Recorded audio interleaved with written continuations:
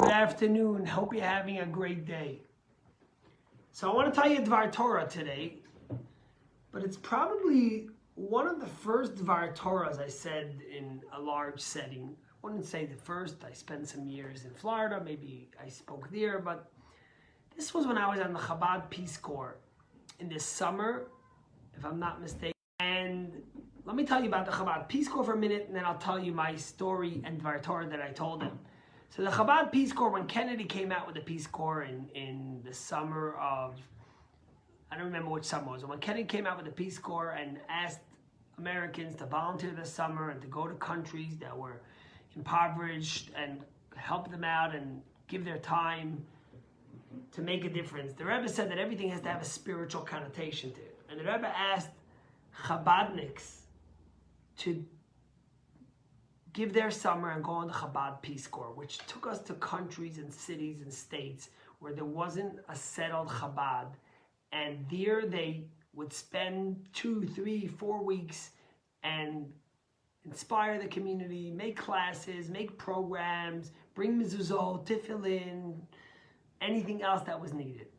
So I had the honor to do this for 3 or 4 summers, and I traveled. One summer I was in Singapore, and one summer I was in Scandinavia, in Finland and Norway, Helsinki, Tornheim, Oslo, Bergen. One summer I was in Czechoslovakia, in Prague, and I was in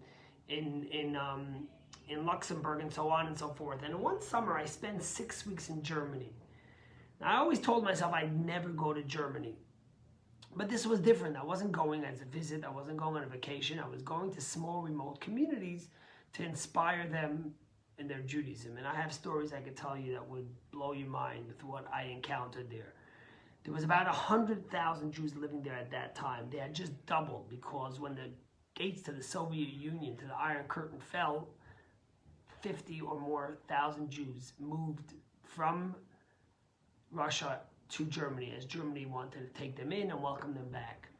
And one Shabbos I ended up in a city called Mannheim, Germany. So here I am in Mannheim, Germany for Shabbos. And the shuls are really beautiful, magnificent there. They're all, almost all, are sponsored and paid for by the German government as they feel responsibility to rebuild shuls. They're magnificent, they're big, brick, beautiful buildings. And Mannheim was no different. A small community. The regular community was about 50 to 100 people, but the shul was beautiful and it had 2 floors. It was an Orthodox shul. Above were the women, down below the men. There was probably 400 seats, and it was really magnificent. And then they also had some Russians who had moved there, so we told them, let's announce that the rabbi's here for Shabbos, and let's get everyone Friday night. We'll set up a kiddush, and we'll speak to them, we'll sing with them, etc., etc. Lo and behold, we show up Friday night. I don't speak not German and not Russian, but I speak Yiddish, which is similar to German, and I speak a few words of Russian. So I was there with a friend of mine who today is a Chabad rabbi in Samara, all the way in Russia. He was first in Nizhny Novgorod, now he's in Samara. His name is Meir Fisher, a remarkable guy. We were there together, and that Friday night, we decided I was going to speak. And here they open up the curtains. I'm standing on the stage, and there's 300 Jews packed in. They tell me, we've never seen this. Never had so many people. They don't even have a full-time rabbi. They would bring a rabbi for the holidays. There was no rabbi. So I get up there, and what am I going to say to them, inspire them? It was Parshat Balak. So I'm skipping ahead, really. We'll go back in the next few days to some other ideas. But I tell them the story about Bilam. We all know the story where Bilam is the prophet who spoke to God and really wanted to curse the Jewish people. Balak was the king of Moab at that time. He was worried that the Jews were taking over. He was worried that the Jews were going to come fight with him. He needed someone. He said, we can't win them by war. They're winning all the wars. Let's win them with our tongue. And he brings Bilam. And 3 times God puts obstacles in Bilam's way to get him to not go. But Bilam hates the Jews so much he goes. And Bilam, even at one point, and we'll speak about this another day, his donkey speaks to him. I mean, when do we have in the Bible another time where a donkey speaks? Never. But Bilam doesn't get the message. And finally Bilam comes and he tells the king of Balak, even though you want to, Balak, the king of Moab, even though you want to give me a lot of money, and even though you're going to give me a lot of honor, I can only say what God says. And 3 times, thrice, not once, not twice, but thrice, he ends up praising the Jews instead of cursing him. But what's fascinating is that besides that, Bilam's prophecies are the magnitude they have in Judaism is huge. He gives the first prophecy we find in the Bible about the Messianic era comes from Bilam, etc., etc. But he says one verse that we ended up adopting and say every single morning in our prayers. Could you imagine? Bilam wants to curse the Jews. He hates the Jews so much. He ends up praising them, and we use his verse in our praise every morning to God. And what is the verse? It says, Ma tovu ohalecha Yaakov mishkonasecha Yisrael. How good are the tents of Israel, the dwelling places, the tents of Jacob, the dwelling places of Israel. What does that mean? So Rashi right away says, the commentary on the Torah, that basically the Jews were traveling the desert for 40 years. There was millions of Jews. They all had tents next to each other. Tents are closed on 3 sides, and then it's open on 1 side. You imagine how they're all living on top of each other, peering into each other. Everyone's looking at what the next person's doing, and there could be envy and so on and so forth. But no, the Jews did a special, interesting thing. They made that their tents, the opening to each tent should never face the opening of another tent. Now, one tent had an opening here, so the other tent would have it the next way, and so on. So as they would never be peering into their friends' tent and never be looking in. And that's what Bilam says, and he praises the Jews for this. Now, I told these people in Yiddish and in a little bit of Russian, I said, why would we use this prayer every single morning? What's so special about it? And I thought that maybe the reason why we use this prayer, because what Bilam was telling us was not only how great the Jewish people were by doing their tents this way, but he was also telling them that that's the reason why he couldn't curse them.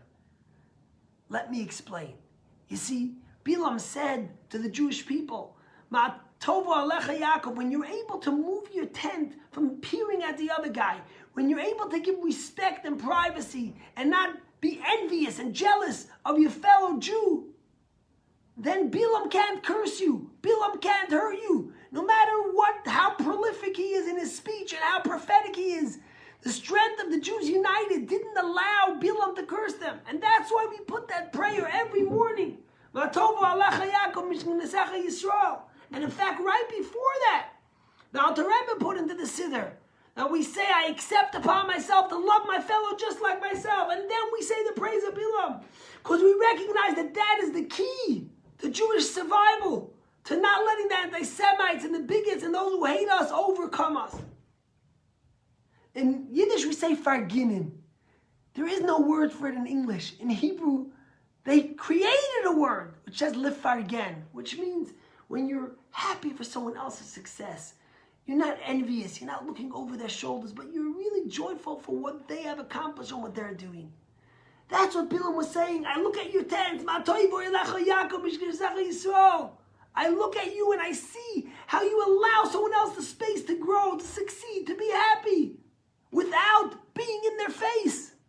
And now I know why God doesn't allow me to curse you and why I have to bless you. And that's why we took that and we put it into our prayers every single morning. And the Alter Rebbe, the founder of the Chabad movement, wrote in the Siddur, preceded this with the condition that we accept on ourselves to love our fellow Jew as ourselves. You know, the story of a father was dying and he had a bunch of sons. And they came to him and he wanted to give them a message before he died. And he took a stick and he gave it to each of his sons and he says, break it on your knee. And each one broke the stick on his knee and it broke. And then he gave each one a bundle. He said, break it on your knee. And they each tried, but instead of breaking the sticks, they broke their knee practically. And they looked at the father and said, what's the message? And the father said, the message is like this. The message is that when you're together, when you're united,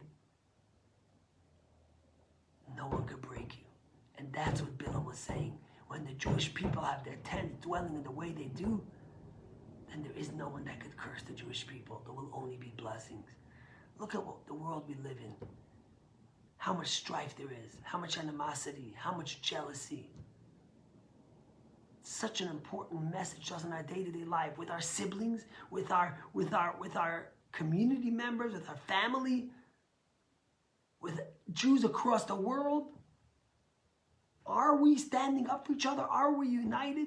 Yesterday I was on a group in Brookline, the town something of Brookline. I'm on this group for some reason, and someone put up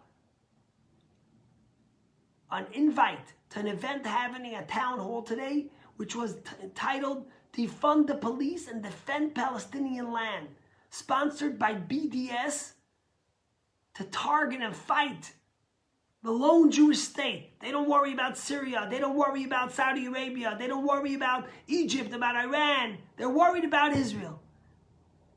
And I was on this page where hundreds of thousands of people are on. You know how many of them are Jewish? How many of them do you think stood up and commented on this and said, how could you do such a thing? How are you not ashamed of yourself? I'm not going to give you the answer. I'll leave it up to you to go see, but it was disheartening. My friends, no one could curse us. No one could kill us when we're united together. Have a great day. 25 years later, back to Mannheim, Germany. Pretty amazing.